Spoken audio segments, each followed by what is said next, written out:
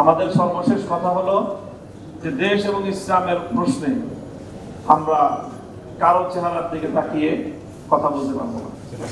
আমরা মনে করি যে বাংলাদেশের ধর্মীয় যে কোনো ইস্যু এবং বাংলাদেশের রাষ্ট্রের স্বাধীনতার ইস্যু, এই দুটো ইস্যুই হেফাজতে ইসলামকে গভীরভাবে পর্যবেক্ষণ করতে হয় এবং জাতির আস্থার একটি জায়গা হিসাবে হেফাজতে ইসলামকে তার কর্মপরিকল্পনা নির্ধারণ করতে হয়।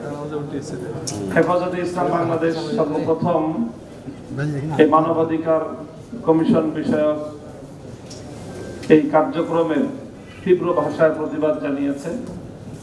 হেফাজতে ইসলাম এই বিষয়ে তার তীব্র প্রতিক্রিয়া ব্যক্ত করার পর সরকারের পক্ষ থেকে বেশ অনেকগুলো উদ্যোগ নেওয়া হয়েছে এই বিষয়ে আলোচনা করার জন্য। সর্বশেষ হেফাজতে ইসলামের শীর্ষ নেতৃবৃন্দের একটি প্রতিনিধি দলকে আমন্ত্রণ জানিয়ে মাননীয় প্রধান উপদেষ্টা এই বিষয়ে হেফাজতে ইসলামের সাথে এবং আলেম ওলামাদের সাথে কথা বলেছেন।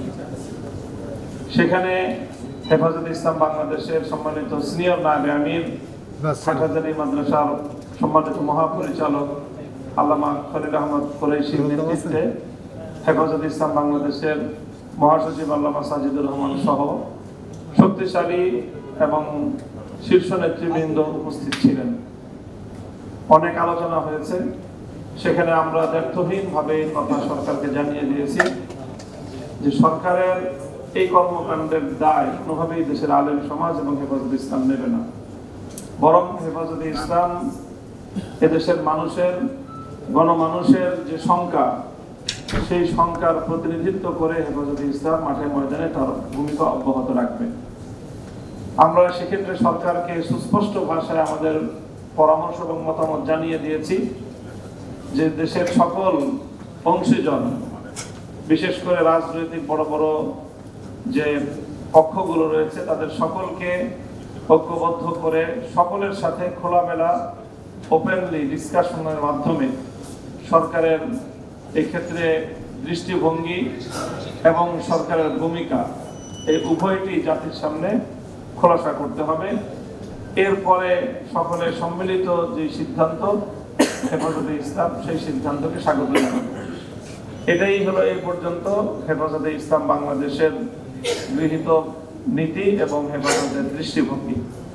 আজকের এই গোল টেবিলের মাধ্যমে আরো কিছু মতামত হেফাজতের সামনে আসলো এবং আমরা আশা করছি যে হেফাজতে ইসলাম বাংলাদেশের নেতৃবৃন্দ এ বিষয়ে তাদের পরবর্তী পদক্ষেপ গ্রহণ করার জন্য আজকের এই মতামতকেও গুরুত্বপূর্ণ নিয়ামক হিসেবে তারা এটাকে গণ্য করবেন।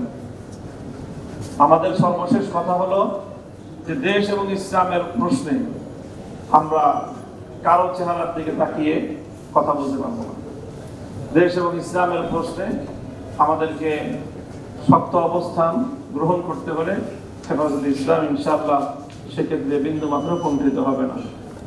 এক্ষেত্রে আমাদের বিগত 16 বছরের যে রেজিম এবং সেই আওয়ামী ফেসিবাদের জন্মদাতা, লালনকারী, আশ্রয়দাতা বাংলাদেশের পার্শ্ববর্তী বাংলাদেশ বিরোধী যে রাষ্ট্র এবং তাদের যে ষড়যন্ত্র, সেই ষড়যন্ত্রটাকেও গুরুত্বের সাথে বিবেচনা রাখতে হবে, যেটা ইতিমধ্যে আমাদের আলোচনায় এসেছে।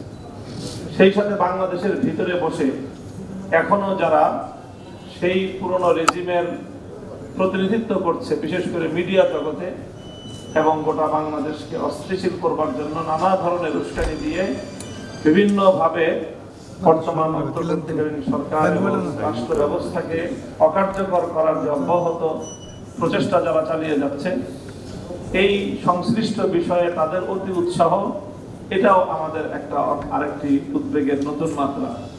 কাজে এই তিনটি বিষয়কে সমন্বয় করেই ইনশাআল্লাহ আগামী দিনে আমরা সকলে সম্মিলিত কোনো পদক্ষেপ গ্রহণ করতে পারবো।